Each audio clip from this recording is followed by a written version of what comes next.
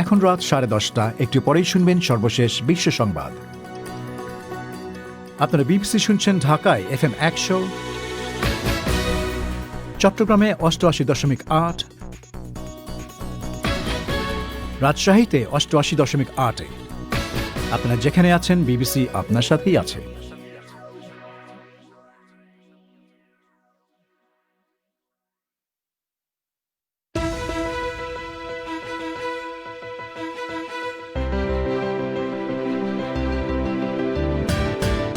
কাতারের সাথে বিরোধ মেটাতে উপসাগরীয় দেশগুলোর সমঝোতা।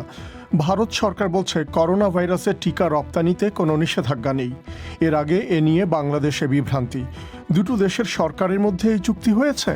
বাংলাদেশের স্বাস্থ্য সচিব যে বাংলাদেশ সরকার ভারত সরকার আমি বলতে চাচ্ছি না, আমি বলতে চাচ্ছি এই কথাটায় যে এই চুক্তিটা যে ফর্মুলাতে যেভাবেই হয়ে থাকুক, উভয় দেশের সরকার প্রধান থেকে শুরু করে এমবেসি থেকে শুরু করে সকলেই অবহিত আছেন। এ নিয়ে শুনবেন ফেসবুক লাইভ। এমপির ছেলে ইরফান সেলিমের বিরুদ্ধে করা মামলা নিয়ে র্যাব ও পুলিশের ভিন্ন ভিন্ন বক্তব্য। তবে শুরুতেই সবশেষ বিশ্ব সংবাদ।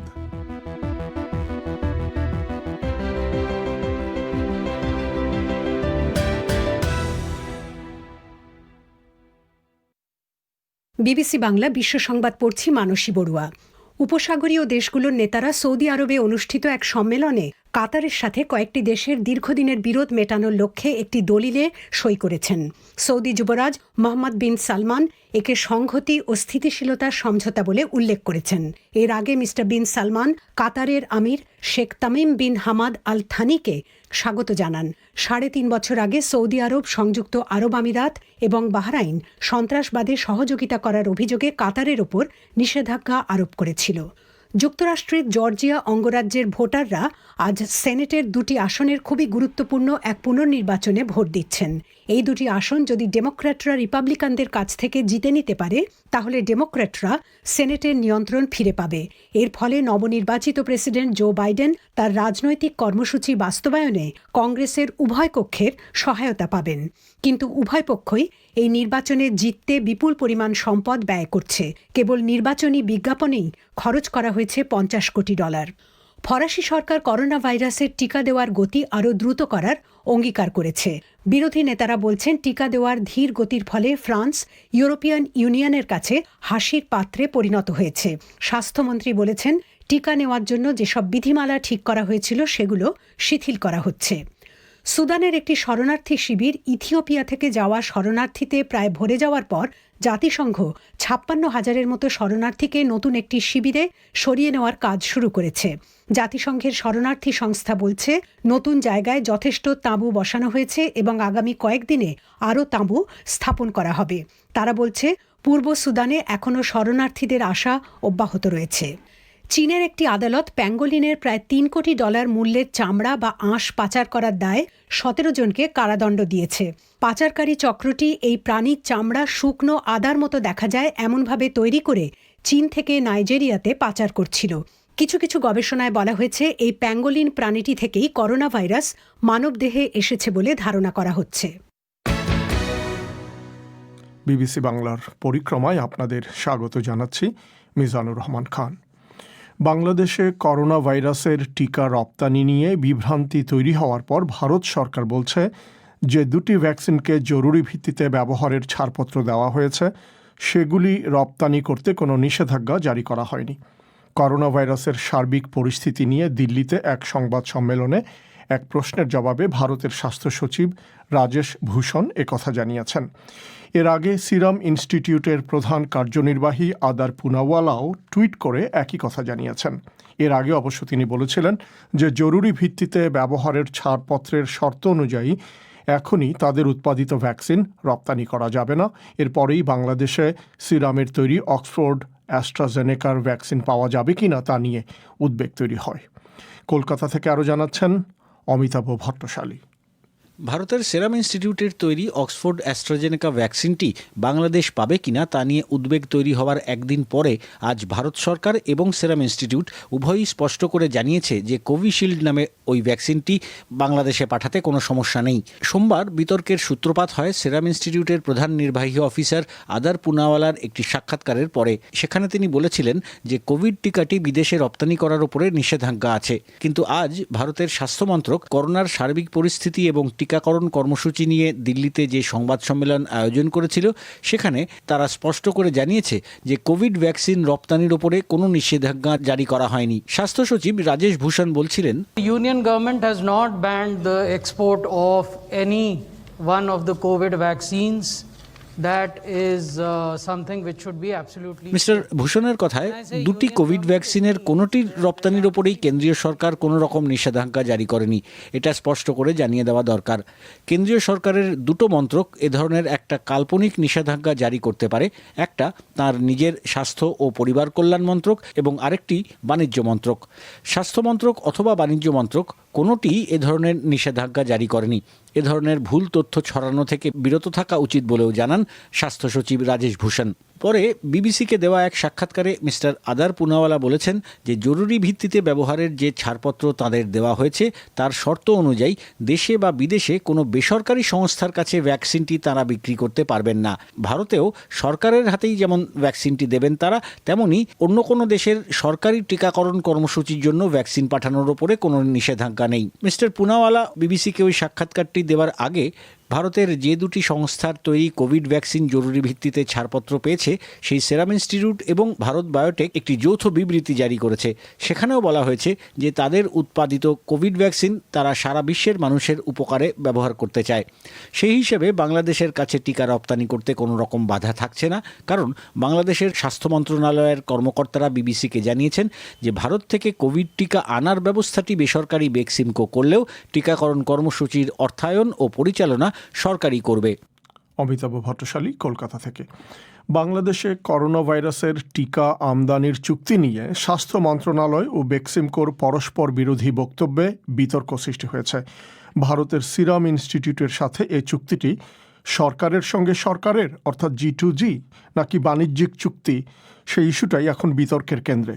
প্রশ্ন উঠেছে প্রায় 3 কোটি টিকা সরবরাহের এই চুক্তিটি আসলে কি এবং কারা কারা এই চুক্তিতে সই করেছে। খোঁজ নিয়েছেন ঢাকায় আমাদের সংবাদদাতা রাকিব হাসনাত। করোনা ভাইরাসের টিকা আমদানির জন্য আজই 4,000 কোটি টাকার বেশি বরাদ্দ দিয়েছে বাংলাদেশ সরকারের জাতীয় অর্থনৈতিক পরিষদ। একই সাথে টিকার জন্য আজই ভারতের সেরাম ইনস্টিটিউটকে সরকারের পক্ষ থেকে অগ্রিম টাকা দেয়া হয়েছে বলে নিশ্চিত করেছে বেসরকারি কোম্পানি বেক্সিমকো। এই কোম্পানি এবং সেরাম ইনস্টিটিউটের সাথেই টিকা আনার জন্য চুক্তি করেছে বাংলাদেশের স্বাস্থ্য মন্ত্রণালয়। কিন্তু টিকা আনার এই চুক্তিটি কাদের মধ্যে সম্পাদিত হয়েছে এবং দুদেশের সরকারের এই চুক্তির বিষয়ে অবস্থান কি, এ নিয়েই এখন বাংলাদেশে বিতর্ক চলছে। স্বাস্থ্য মন্ত্রণালয়ের সচিব আব্দুল মান্নান আজ বিবিসি বাংলাকে বলছেন, চুক্তিটি তার ভাষায় ওই অর্থে G2G বা দুদেশের সরকারের মধ্যে না হলেও উভয় সরকারই বিষয়টি সম্পর্কে ওয়াকিবহাল। ভারত সরকার এবং বাংলাদেশ সরকার শতভাগ ওয়াকিবহাল আছে। যখন সাইনিংটা হয় সে দেশের অ্যাম্বাসেডর যিনি বাংলাদেশে আছেন, হাই কমিশনার, তিনি নিজে উপস্থিত থেকে উনি এগুলার করেছেন। কিন্তু ভারত সরকারের পক্ষে কেউ তো চুক্তির সিগনেটরির মধ্যে নেই। সিরামের প্রতিনিধি সাইন করে নাই। এই কোম্পানিটাও গভর্নমেন্ট ওন করে এরকম একটি কোম্পানি। এক কথায় আপনি এই চুক্তির স্ট্যাটাসটাকে কি বলবেন? এটা কি সরকার টু সরকার না বাংলাদেশ সরকারের সাথে বেক্সিমকো চুক্তি? আমি সরকার টু সরকার বলতে চাচ্ছি না যে বাংলাদেশ সরকার ভারত সরকার, আমি বলতে চাচ্ছি না। আমি বলতে চাচ্ছি এই কথাটাই যে এই চুক্তিটা যে ফর্মুলাতে যেভাবেই হয়ে থাকুক, উভয় দেশের সরকার প্রধান থেকে শুরু করে এমবেসি থেকে শুরু করে সকলেই অবহিত আছেন। যদিও সোমবার ভারত থেকে টিকা আনার বিষয়ে স্বাস্থ্য মন্ত্রণালয়ের সচিব আব্দুল মান্নান বলেছিলেন, বাংলাদেশে টিকা পাওয়া নিয়ে উদ্বেগ নেই, কারণ চুক্তিটি হয়েছে G2G বা দুদেশের সরকারের মধ্যে। তবে বেক্সিমকো বলেছিল এটি দুদেশের সরকারের মধ্যকার কোনো চুক্তি নয়, বরং এটি সেরামের সাথে বাংলাদেশ সরকারের বাণিজ্যিক চুক্তি। এখানে বলে রাখা ভালো, সাধারণত G2G চুক্তির মানে হলো এক দেশের সরকারের সাথে আরেক দেশের সরকারের কোনো বিষয়ে সরাসরি চুক্তি, যা কখনো সরকার প্রধান কিংবা সরকারের পক্ষে মন্ত্রীরা বা আমলারা সরাসরি স্বাক্ষর করেন। তবে অনেক সময় দুদেশের সরকারের মধ্যকার চুক্তিতে তৃতীয় পক্ষকে লোকাল এজেন্ট হিসেবে রাখা হয়। কিন্তু করোনা ভ্যাকসিন নিয়ে চুক্তিতে বাংলাদেশের স্বাস্থ্য বিভাগের একজন কর্মকর্তা স্বাক্ষর করলেও বেক্সিমকো ও সেরামের প্রতিনিধি ছাড়া ভারত সরকারের কাউকে তাতে স্বাক্ষর করতে দেখা যায়নি। ঢাকায় ওই চুক্তি স্বাক্ষর অনুষ্ঠানে উপস্থিত ছিলেন সরকার সমর্থক চিকিৎসকদের সংগঠন সাচিপের সভাপতি ইকবাল আরসালান। তিনি বলছেন, সম্পাদিত চুক্তিটি কোনোভাবেই G2G চুক্তি নয় বলেই মনে করেন তিনি। চুক্তিটার মূল স্বাক্ষরকারী হচ্ছে ভারত সেরাম ইনস্টিটিউটের প্রতিনিধি এবং বাংলাদেশে বেক্সিমকোর প্রতিনিধি। সেখানে যে তৃতীয় পক্ষ, রাষ্ট্রপক্ষ হচ্ছে স্বাস্থ্য মন্ত্রণালয় এবং তারা স্বাক্ষর করেছেন এবং ভারতের যে হাই কমিশনার সেখানে উপস্থিত ছিলেন, কিন্তু সেই চুক্তি ভারত সরকারের পক্ষে কেউ সেখানে স্বাক্ষর প্রদান করেনি। চুক্তিটা হচ্ছে বেক্সিমকোর সাথে আসলে সরকারের। যদিও জানা যাচ্ছে নভেম্বরের শুরুতে সম্পাদিত ওই চুক্তি অনুযায়ী সেরাম ইনস্টিটিউট বেক্সিমকোকে অক্সফোর্ড অ্যাস্ট্রাজেনিকার টিকা সরবরাহ করবে এবং বাংলাদেশ সরকার বেক্সিমকোর কাছ থেকেই 3 কোটি টিকা ক্রয় করবে। বেক্সিমকো ফার্মাসিউটিক্যালসের চিফ অপারেটিং অফিসার রাব্বুর রেজাও বলছেন, চুক্তি স্বাক্ষর বা আলোচনার পর্যায়ে ভারত সরকারের সাথে এ নিয়ে তাদের কোনো আলোচনা হয়নি। আলাপ আলোচনা থেকে শুরু করে সবকিছুই কিন্তু হয়েছে মূলত শুরুতে Beximco pharma and serum institute, কেন আমরা সিরাম ইনস্টিটিউটের exclusive distributor for this vaccine in Bangladesh, এবং তারপরে 3 পার্টির মধ্যে সিরাম ইনস্টিটিউট, বেক্সিমকো ফার্মা এবং বাংলাদেশ সরকার।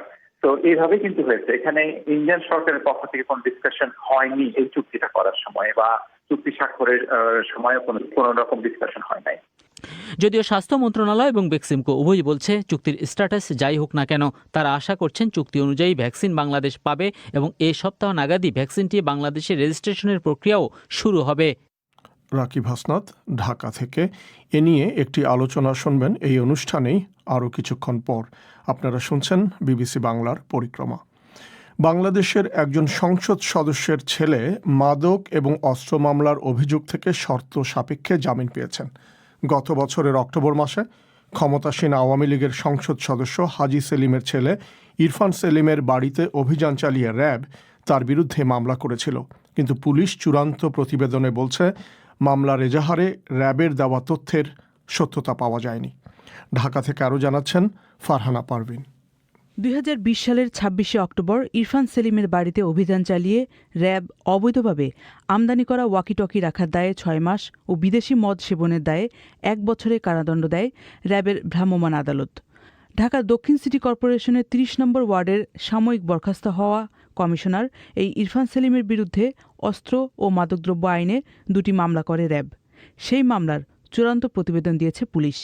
পুলিশ বলছে, সাক্ষ্য প্রমাণে এবং তথ্য প্রমাণে সম্পূর্ণভাবে এটা প্রমাণ করা সম্ভব হয়নি। ঢাকা মেট্রোপলিটন পুলিশের মিডিয়া অ্যান্ড পাবলিক রিলেশনস কর্মকর্তা মোহাম্মদ ওয়ালিদ হোসেন বলেছেন, যেসব জিনিস জব্দ করা হয়েছে সেসব ইরফান সেলিমের বাড়ি থেকে উদ্ধার করা হলেও সেগুলোর মালিক তিনি নাও হতে পারেন। ইরফান সেলিমের বিরুদ্ধে যে 2টা মামলা হয়েছিল, একটা মাদকের মামলা আর একটা অস্ত্রের মামলা, এই 2টা মামলায় সম্প্রতি আমরা তদন্ত শেষ করে চূড়ান্ত রিপোর্ট তথ্যগত ভুল দাখিল করেছি। আসলে এই মাদক এবং অস্ত্রের মামলা যেটা, সেই মামলাগুলোতে অভিযুক্ত যিনি, তার বিরুদ্ধে অভিযোগের যে অ্যাবসলিউট পজিশন তার ছিল কিনা এটা নিশ্চিত হওয়ার প্রয়োজন হয়ে থাকে। তো এই 2টা মামলাতেই এই অ্যাবসলিউট পজিশনে যে ছিল ইরফানের, সেটা প্রমাণ করা যায় নাই। এর আগে 25শে অক্টোবর রাতে নৌবাহিনীর লেফটেন্যান্ট ওয়াসিফ আহমেদ খান অভিযোগ করেন, রাজধানীর ল্যাবেড হাসপাতালের সামনে দিয়ে যাওয়ার সময় ওয়াসিফ আহমেদের মোটরসাইকেলটি পিছন থেকে ধাক্কা দেয় হাজি সেলিমের সংসদ সদস্য লেখা গাড়িতে। ধাক্কা দেওয়ার কারণ জানতে পেছন পেছন এলে কলাবাগানের ট্রাফিক সিগন্যালে হাজি সেলিমের গাড়ি থেকে 2-3 জন ব্যক্তি নেমে ওয়াসিফ আহমেদ খানকে ফুটপাতে ফেলে এলোপাথারি মারধর করেন। এরপর 26শে অক্টোবর র্যাব ইরফান সেলিমের বাড়িতে অভিযান চালায়, যেটা স্থানীয় গণমাধ্যমে সরাসরি দেখানো হয়। এখন পুলিশের এই চূড়ান্ত প্রতিবেদনের পর র্যাব বলছে, তারা ঘটনাস্থল থেকে যেসব জিনিস পেয়েছেন তার ভিত্তিতে মোবাইল কোর্ট পরিচালনা করেন। র্যাবের মুখপাত্র আশিক বিল্লা বলেছেন, সুনির্দিষ্ট তথ্য এবং অভিযোগের ভিত্তিতে অভিযান পরিচালনা করা হয়েছিল। আমরা কিছু সুনির্দিষ্ট অভিযোগের পরিপ্রেক্ষিতে বা সুনির্দিষ্ট তথ্যের ভিত্তিতে আমরা একটি অভিযান পরিচালনা করি। মূলত উপস্থিত ওই সময় যে সকল বিষয়াদি র্যাবের অভিজ্ঞ পুলিশ কর্মকর্তাদের নজরে এসেছিল, সকল বিষয়কে সন্নিবেশিত করেই আমরা একটি এজাহার উপস্থাপন করি এবং এজাহারে যা লেখা হয়েছে, এজাহারে যা উপস্থাপন করা হয়েছে সেটি আমাদের বস্তুনিষ্ঠ ছিল। পরবর্তীতে তদন্তকারী কর্মকর্তা তার গভীরভাবে যেভাবে উনি বিচার বিশ্লেষণ করেছেন এই বিষয়ে র্যাবের কোনো স্পষ্ট ধারণা নেই। এদিকে মামলার চূড়ান্ত প্রতিবেদন নিয়ে পুলিশ এবং র্যাবের এই দুই রকম বক্তব্য নিয়ে প্রশ্ন উঠছে। পুলিশ বলছে এটা র্যাবের বিষয় না, পুলিশ অনেক মামলায় বাদী হয়ে মামলা করেন, কিন্তু চূড়ান্ত প্রতিবেদনে অন্যরকম তথ্য আসে। আর র্যাব বলছে এখানে পরস্পর বিরোধী বক্তব্য দেওয়া হচ্ছে না, তবে পুলিশ যে চূড়ান্ত প্রতিবেদন দায়ের করেছে সেটা সম্পর্কে র্যাব দাপ্তরিকভাবে অবহিত হলে পরবর্তী করণীয় সম্পর্কে ঠিক করবে। এ ছিল ঢাকা থেকে পাঠানো ফারহানা পারভিনের প্রতিবেদন। আপনারা বিবিসি বাংলা শুনছেন খুলনায়, চট্টগ্রামে, ঢাকায়। আপনারা যেখানে আছেন বিবিসি বাংলা আপনার সাথেই আছে।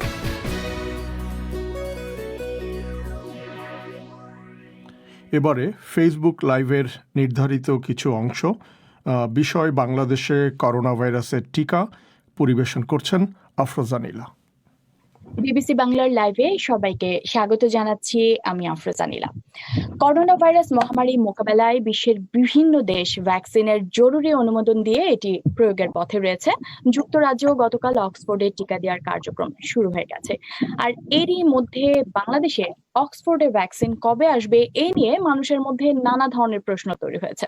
বাংলাদেশ কেন শুধু অক্সফোর্ড টিকান্তিক চুক্তি করলো, অন্য টিকা আনার চেষ্টা কেন হলো না, ভ্যাকসিন বাণিজ্য, ভ্যাকসিন রাজনীতি, এরকম নানা প্রশ্ন নিয়ে সোশ্যাল মিডিয়ায় এক ধরনের আলোড়ন চলছে বলা যায়। আর এইসব বিষয় নিয়েই আমাদের আজকের লাইভ। আমার সঙ্গে যোগ দিয়েছেন আইডিসিআর এর উপদেষ্টা ডক্টর মোশতাক হোসেন, আছেন জনস্বাস্থ্য বিশেষজ্ঞ ডক্টর মোর্শেদা চৌধুরী, এছাড়াও যোগ দিয়েছেন জনস্বাস্থ্য বিশেষজ্ঞ বেনজির আহমেদ এবং NHS ইংল্যান্ডে কর্মরত ডাক্তার তাসনিম জারা লন্ডন থেকে আমাদের সঙ্গে যুক্ত হয়েছেন। আপনাদের চারজনকেই অসংখ্য ধন্যবাদ আমাদের সঙ্গে যুক্ত হবার জন্য।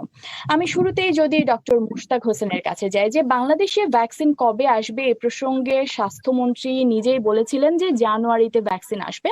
গত মাসেই তিনি এই কথা বলেছিলেন। এখন যেটা জানা যাচ্ছে যে ফেব্রুয়ারিতে ভ্যাকসিন আসতে পারে এবং কবে সেটা আসবে তা নিয়েও এক ধরনের অনিশ্চয়তা তৈরি হয়েছে। তো এই ধরনের অনিশ্চিত পরিস্থিতি কেন তৈরি হলো? ডক্টর মোশতাক হোসেন। ধন্যবাদ। হ্যাঁ, আপনার মতো প্রশ্ন আমাদের সবার কাছে।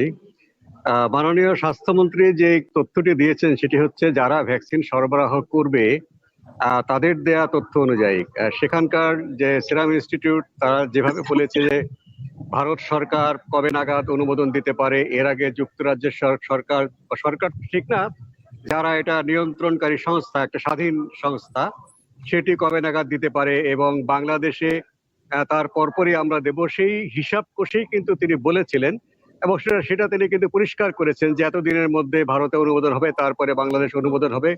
বাংলাদেশ ইতিমধ্যেই ওষুধ প্রশাসন অধিদপ্তর সেই অনুমোদনটা দিয়েছে, কাজে সেই হিসাবে তিনি একটা তারিখ করেছেন। তবে এটা ঠিক যে আমরা ভ্যাকসিনটা পাবো, কিছুদিন দেরি হতে পারে, আবার যথাসময় হতে পারে। ভ্যাকসিন যে পরিমাণে উৎপাদন হবে তার প্রথম যে উৎপাদন করার একটা অংশ বাংলাদেশ, যদি সবগুলো সম্ভব নাও হয়, যে সরকারি পর্যায়ে যে আলোচনা হয়েছে সেই সরকারি পর্যায়ে আলোচনার অংশ হিসেবে আমরা ভ্যাকসিন পেতে শুরু করব।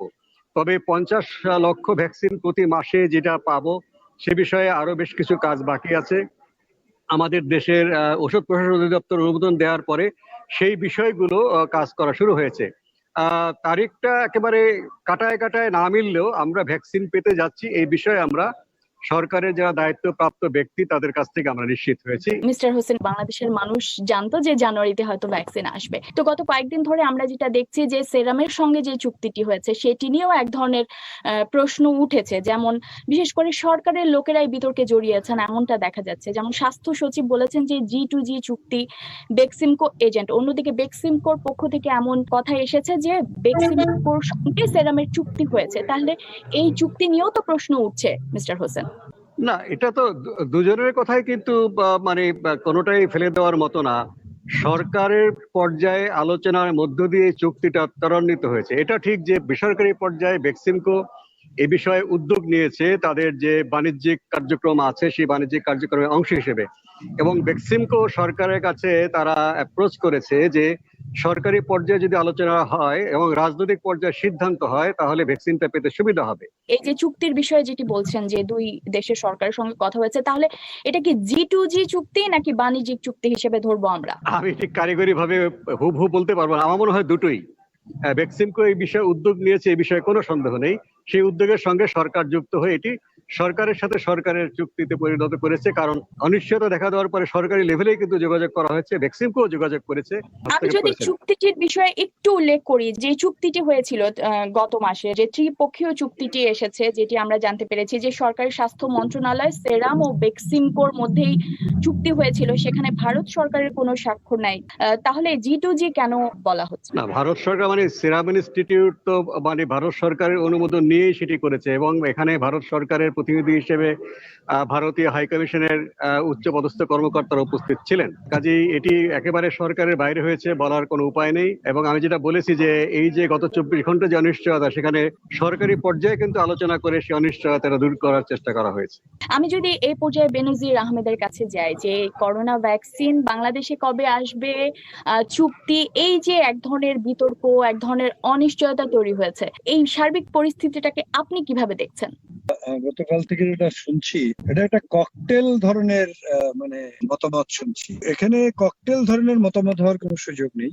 এখানে হওয়া উচিত যে G2G মানে পরিষ্কার, একটা সরকারের সঙ্গে আরেকটা সরকার। এইরকম কাজে আমি যুক্ত ছিলাম, সেই অভিজ্ঞতা থেকে বলতে পারি যে আসলে G2G আমরা এখানে সেভাবে দেখি না, বরঞ্চ এটা একটা বাণিজ্যিক চুক্তি, এটাই মূলত আমরা দেখি। আপনি জানেন যে একটা দেশের কোনো কোম্পানি যখন এই ধরনের চুক্তি করে তখন সেই দেশের রাষ্ট্রদূত উপস্থিত থাকতে পারে। আর G2G মানে হলো যে বাংলাদেশের একজন ঊর্ধ্বতন কর্মকর্তা সেই চুক্তিতে স্বাক্ষর করবেন, ভারতের একজন ঊর্ধ্বতন কর্মকর্তা সেই চুক্তিতে স্বাক্ষর করবেন, এটার নাম হলো G2G। তো মোস্তাক ভাই একটু ককটেল ধরনের যে বিশ্লেষণটা দিলেন, আমি সেটার সঙ্গে খুব একটা কনভিন্স না। তো এখন কথা হলো যে সেটা যাই হোক, এগুলো হলো আলোচনার বিষয়, এগুলো মতামতের বিষয়, কিন্তু মূল বিষয়টা হলো যে আমাদের ভ্যাকসিন প্রাপ্তিটা সরকার টু সরকার যদি চুক্তি হতো, সরকারের সাথে সরকার, তাহলে আমরা যে সুবিধাটা পেতাম সেটা হয়তো এখানে পাচ্ছি না। তবে এটাও ঠিক যে ভারতের সঙ্গে বাংলাদেশের এমন কিছু সম্পর্ক আছে যেটা ভারত নষ্ট করতে চাইবে না। সেদিক থেকে ভারত চেষ্টা করবে বাংলাদেশকে টিকা দিতে। তবে অবশ্যই বিজেপি যে সরকার আছে তাদের স্বার্থের যদি হানি ঘটে, অর্থাৎ তারা নিজের দেশে আগে প্রাধান্য না দিয়ে যদি এটা রপ্তানি করতে দেয় এবং সেখানে তাদের যদি রাজনৈতিক স্বার্থে হানি ঘটে, তাহলে আমাদের সেক্ষেত্রে অনিশ্চয়তাটা বাড়বে। আমি যদি এখন ডক্টর মোর্শেদা চৌধুরীর কাছে যাই, ভ্যাকসিন নিয়ে নানান আলোচনা আপনি শুনছিলেন, যখন বিশ্বের বিভিন্ন দেশ ভ্যাকসিনের জরুরি অনুমোদন দিয়ে প্রয়োগ পর্যায়ে চলে গেছে, সেখানে বাংলাদেশে ভ্যাকসিন কবে আসবে সেটা নিয়ে অনিশ্চয়তা তৈরি হয়েছে, এবং ভ্যাকসিন ট্রায়ালে অংশ নিলাম না বলে বাংলাদেশ পিছিয়ে পড়লে এই ধরনের মন্তব্য অনেকে করছেন। শুধু অক্সফোর্ডের টিকার উপর কেন আমরা জোর দিচ্ছি সেই প্রশ্নটিও আছে। আপনি কি মনে করছেন ডক্টর মোর্শেদা চৌধুরী? অনেক যুক্তিতর্ক শুনছিলাম এতক্ষণ। আমার যেটা মনে হয়েছে যে আমরা যে খুব পিছিয়ে আছি তা না, সব কেউই কিন্তু খুব বেশি এগিয়ে নেই, মাত্র শুরু হয়েছে। আমাদের আসার কথা, এখন একটু কন্ট্রোভার্সি তৈরি হয়েছে, কিন্তু আমার মনে হয় না যে খুব বেশি দেরি হবে, কারণ আপনারা জানেন যে দুই পক্ষের সরকারের মধ্যে আলোচনা হয়েছে এবং কিছুটা আমরা আশার আলো দেখতেও পেয়েছি। তো আমি যেটা বলতে চাই যে আজ আসুক বা কাল আসুক, হয়তো দুদিন দেরি হবে, বাট এইটা কিন্তু চলে আসবে, ভ্যাকসিনটা চলে আসবে। কিন্তু আমি যে জিনিসটা বেশি জোর দিতে চাই একজন পাবলিক হেলথ বিশেষজ্ঞ হিসেবে, যে মানুষ কিন্তু ভ্যাকসিনের উপর যদি জোর দিয়ে ফেলে বেশি, তাহলে কিন্তু অন্য যে মেজার গুলি, যে স্বাস্থ্য বিধিগুলি, সেইগুলি যেন ভুলে না যায়। যে এখন যদি আমরা মাস্ক পরা ভুলে যাই, এখন যদি আমরা হাত ধোয়া ভুলে যাই, সোশ্যাল ডিস্টেন্সিং ভুলে যাই, তাহলে কিন্তু এই যে এই ভ্যাকসিনের সুবিধাটা আমরা নিতে পারবো না। কারণ আপনারা জানেন, আমরা কিন্তু কেউই জানি না এই ভ্যাকসিন কতদিন আমাদের ইমিউনিটি দিবে এবং কখন আমার অ্যান্টিবডিটা গ্রো করবে, এটাও কিন্তু আমরা জানি না। এটা এখনো অনেকটাই পরীক্ষা পর্যায়ে রয়েছে। তো আমাদেরকে কিন্তু এই ভ্যাকসিন তো অবশ্যই আমাদের কার্যক্রম চালাতে হবে, কিন্তু সেই সাথে স্বাস্থ্যবিধির উপরে কিন্তু প্রচুর গুরুত্ব দিতে হবে এবং সবাইকে বারবার বলতে হবে স্বাস্থ্যবিধির বিকল্প নেই, এইটা আগে, তারপরে আমরা ভ্যাকসিন তো আনছি। সো এই ভ্যাকসিন নিয়ে বিতর্ক করতে করতে যেন আমরা ওই জিনিসটা, মানে আমার মনে হচ্ছে যে ওইটা যেন একটু চাপা পড়ে যাচ্ছে, ওটা যেন না হয়। যারা আমরা ভ্যাকসিন, যাদেরকে ভ্যাকসিন দেব তাদের কি হচ্ছে তাদেরকেও মনিটর করতে হবে, যে তাদেরকে কোনো সাইড ইফেক্ট হচ্ছে কিনা, বা তাদেরকে আবার টাইমলি সেকেন্ড ডোজ নিতে আসা, ফার্স্ট ডোজ নিয়ে, কারণ আমাদের দেশে তো ওরকম ডেটাবেস নাই যে একজনকে দিলাম তাকে সে আবার সেকেন্ড ডোজ ঠিক টাইমে নিতে আসলো কিনা, এটাও তো মনিটর করতে হবে। সো এই যে জিনিসগুলি, এই যে মেকানিজম গুলি তৈরি করা, এগুলো কিন্তু এখনো আমাদেরকে সমান গুরুত্ব নিয়ে বিবেচনা করতে হবে। ভ্যাকসিন প্রকিউরমেন্ট অবশ্যই একটা ইম্পর্টেন্ট জিনিস, তার সাথে সাথে এই জিনিসগুলোও সমান গুরুত্বপূর্ণ আমি মনে করি। তাসনিম জারা, যুক্তরাজ্যে তো গতকাল থেকে অক্সফোর্ডের ভ্যাকসিন দেওয়া শুরু হলো, যেটি মাত্র ডক্টর মোর্শেদা চৌধুরী বলছিলেন যে ভ্যাকসিন দেবার পর কি ধরনের প্রতিক্রিয়া হয় সেটা মনিটর করার বিষয়। এইসব প্রস্তুতিগুলো তো আপনারা নিয়েছেন শুরু থেকেই, ভ্যাকসিন অনুমোদন পাবার পর থেকে ভ্যাকসিন কার্যক্রম শুরুর আগ পর্যন্ত। এই প্রস্তুতিটা আপনারা কিভাবে নিয়েছেন, এখন কি দেখছেন? ওখানে তো বিভিন্ন ধরনের টিকা প্রয়োগ হচ্ছে, প্রথমে ফাইজার, এখন তো অক্সফোর্ডেরটাও শুরু হলো। আপনি যদি আপনার অভিজ্ঞতা আমাদের সঙ্গে শেয়ার করেন। একটা ভ্যাকসিন যখন অনুমোদন দেয়া হয় তখনই রেগুলেটরি বডির দায়িত্ব শেষ হয়ে যায় না। ভ্যাকসিন অনুমোদন দেওয়ার পরে তারপরে মানুষের উপরে কিরকম সাইড এফেক্ট দেখা যাচ্ছে বা কোনো অ্যাডভার্স ইভেন্ট দেখা যাচ্ছে কিনা সেটা কন্টিনিউয়াস মনিটরিং এ রাখতে হয়। সেই জন্য যুক্তরাজ্যে আগে থেকেই বিভিন্ন ধরনের সেফগার্ডস আছে। কোভিড ভ্যাকসিনের জন্য আমাদের একদম সেন্ট্রাল গাইডলাইন আছে যে আমরা যখন কোনো সাইড এফেক্ট দেখতে পাবো বা অ্যাডভার্স ইভেন্ট দেখতে পাবো সেটা আমরা কিভাবে ম্যানেজ করব। এখানে একটা স্কিম আছে, এটাকে বলা হয় MHR এর ইয়েলো কার্ড স্কিম। সেখানে মেম্বার অফ দ্য পাবলিক, শুধুমাত্র যে ডাক্তার বা যারা ভ্যাকসিন নিচ্ছে তারাই না, একজন সাধারণ জনগণ যে ভ্যাকসিন নিচ্ছে তার যদি মনে হয় আমি একটা সাইড এফেক্টে ভুগছি বা একটা অ্যাডভার্স রিয়াকশনে আমি ভুগছি, তখন সে নিজেই সেটা ডিরেক্টলি MHR এর কাছে রিপোর্ট করতে পারে এবং সরাসরি সেটা MHR এর কাছে যায়, অর্থাৎ এখানকার রেগুলেটরি বডির কাছে যায় এবং তারা সেগুলো পর্যবেক্ষণ করে, তারা সেগুলি পর্যালোচনা করে দেখে যে নতুন কোনো সেফগার্ড নিতে হবে কিনা। ফাইজার ভ্যাকসিনের ক্ষেত্রে যেমন আমরা বেশ কিছু অ্যানাফাইল্যাক্সিস অর্থাৎ গুরুতর অ্যালার্জিক রিয়াকশনের কেস দেখেছি। তো সেই জন্য যখন ওগুলো আসার পরে কিন্তু তারপরে তৎক্ষণাৎ রেগুলেটরি বডি অ্যাকশন নেয়। এখন রেগুলেটরি বডি ফাইজার ভ্যাকসিনের ক্ষেত্রে তারপরে আমাদের যে রেকমেন্ডেশন যে আমরা অ্যানাফাইল্যাক্সিসের ক্ষেত্রে আমরা ভ্যাকসিন দেওয়ার পরে অন্তত 15 মিনিট ভ্যাকসিন দেওয়ার পরে তাদেরকে আমরা নিবিড় পর্যবেক্ষণে রাখবো। এই গুরুতর অ্যালার্জিক রিয়াকশন যেটা হয় সেটা সাধারণত ভ্যাকসিন দেওয়ার সাথে সাথেই হয়। তো এই পর্যবেক্ষণের টাইমটাতে তখনই যদি গুরুতর অ্যালার্জিক রিয়াকশন হওয়ার কথা তখনই হওয়ার কথা এবং তখন আমরা কার্যকর চিকিৎসা দিতে পারবো। MHR ইয়েলো কার্ড স্কিমের পাশাপাশি আমরা যারা ভ্যাকসিন দিব, প্রোভাইডারের আরেকটা দায়িত্ব আছে, এখানকার ন্যাশনাল ক্লিনিক্যাল টিম আছে। যে কোনো আমরা যদি অ্যাডভার্স ইভেন্ট দেখি তাহলে আমাদের সেটা ন্যাশনাল ক্লিনিক্যাল টিমের কাছে জানাতে হবে এবং কিছু সাইড এফেক্ট আমরা অবশ্যই জানি যে ভ্যাকসিন দেওয়ার পরে হতে পারে, সেখানে একটু মাসলে ব্যথা হতে পারে, একটু জ্বরের মতো আসতে পারে, টায়ার্ড লাগতে পারে, সেটা একরকম। যেগুলো লিমিটেড ইম্প্যাক্ট থাকে সেটার উপর একরকমই অ্যাকশন হবে। যদি খুব ক্রিটিক্যাল ইম্প্যাক্ট হয় বা সিগনিফিকেন্ট ইম্প্যাক্ট হয় একটা রোগীর ক্ষেত্রে তখন ক্লিনিক্যাল সেফটি টিম অন্যরকম অ্যাকশন নিবে। সো এগুলো অনেক আগে থেকেই স্পষ্ট গাইডলাইন আছে কিভাবে কে কখন কোন দায়িত্ব নিবে, কোন স্তরের রেসপন্স আসবে। That is being coordinated centrally. Mister Hossain, একদম সবশেষ প্রশ্ন, খুব ছোট করে জানতে চাই যে এই প্রশ্নটা আছে যে ভ্যাকসিন বাংলাদেশে আসার পরে সেটার প্রয়োগ বাংলাদেশ সরকার কতদিনের মধ্যে দেওয়া শুরু করবে? এটা সর্বনিম্ন 4 সপ্তাহ এবং সর্বোচ্চ 8 সপ্তাহ বলা হয়েছে। সেভাবেই আমরা সময়টা যত কমিয়ে আনা যায়, যখন আমরা নিশ্চিত হব কোন ভ্যাকসিন কবে আসছে সেটা জানুয়ারির শেষ সপ্তাহে আসবে সেটা ধরে নিয়েই কিন্তু কাজ হচ্ছে।